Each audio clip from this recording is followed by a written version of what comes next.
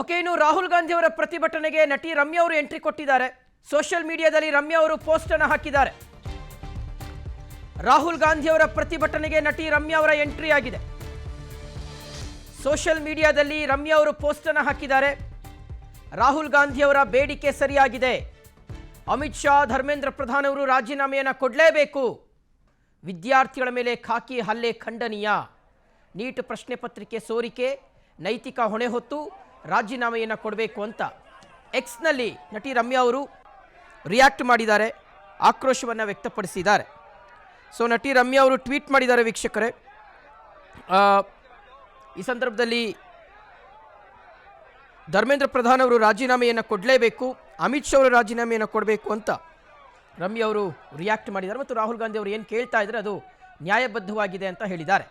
ಇನ್ನು ಪ್ರಧಾನಿ ಮೋದಿ ಅವರು ಅಹಂ ಬಿಟ್ಟು ಸರಿಯಾದ ಕ್ರಮವನ್ನು ಕೈಗೊಳ್ಳಿ ಅಂತ ಎಕ್ಸ್ನಲ್ಲಿ ನಟಿ ರಮ್ಯಾ ಅವರು ಅಭಿಪ್ರಾಯವನ್ನು ವ್ಯಕ್ತಪಡಿಸಿದ್ದಾರೆ. ಸೊ ವೀಕ್ಷಕರೇ, ಈಗ ಒಂದು ಕ್ರಮೇಣವಾಗಿ ಇದರ ಬಿಸಿ ಇದೆಯಲ್ಲ, ಈ ಪ್ರತಿಭಟನೆಯ ಬಿಸಿ ದೊಡ್ಡ ಮಟ್ಟದಲ್ಲಿ ಹೊಗೆಯಾಡಲಿಕ್ಕೆ ಕಾರಣ ಆಗ್ತಾ ಇದೆ. ನೋಡಿ, ಶಾಂತಿಯುತವಾಗಿ ಎಲ್ಲ ಕಾಂಗ್ರೆಸ್ ನಾಯಕರು ಪ್ರತಿಭಟನೆ ಮಾಡ್ತಾ ಇದ್ರು. ಪ್ರಧಾನಿ ನರೇಂದ್ರ ಮೋದಿ ಅವರ ನಿವಾಸದ ಮುಂಭಾಗದಲ್ಲಿ ಏಕಾಏಕಿಯಾಗಿ ಪೊಲೀಸರು ಬಂದು ಅವರೆಲ್ಲರನ್ನ ವಶಕ್ಕೆ ತಗೊಂಡಿದ್ದಾರೆ. ಸೊ ವಾಟ್ ನೆಕ್ಸ್ಟ್ ಅನ್ನುವ ಪ್ರಶ್ನೆ ಸಹಜವಾಗಿ ಕಾಡ್ತಾ ಇದೆ. ಹೆಂಗಾಗೋಗ್ತಾ ಇದೆ ಅಂದರೆ, ಒಂದು ಕಡೆ ನೀವು ಪ್ರತಿಭಟನಾ ನಿರತರನ್ನ ಹತ್ತಿಕ್ಕುವ ಪ್ರಯತ್ನವನ್ನು ಮಾಡಿದರೆ, ಮಗದೊಂದು ಕಡೆ ಅದರ ಒಂದು ಬೆಂಕಿಯ ಕಿಡಿ ಅಲ್ಲಿ ಆವರಿಸ್ಕೊಳ್ತಾ ಇದೆ, ಅಲ್ಲಿ ಬೆಂಕಿ ಕಾಣಿಸ್ಕೊಳ್ತಾ ಇದೆ ಅನ್ನುವಂಥದ್ದು. ಸೊ ಹಾಗಾಗಿ ಕೇಂದ್ರ ಸರ್ಕಾರ ಸಿಕ್ಕಾಪಟ್ಟೆ ಇದರ ವಿಚಾರದಲ್ಲಿ ತಲೆ ಕೆಡಿಸ್ಕೊಂಡಿದೆ ಅನ್ನೋದ್ರಲ್ಲಿ ಯಾವುದೇ ರೀತಿಯಾದಂಥ ಅನುಮಾನ ಇಲ್ಲ.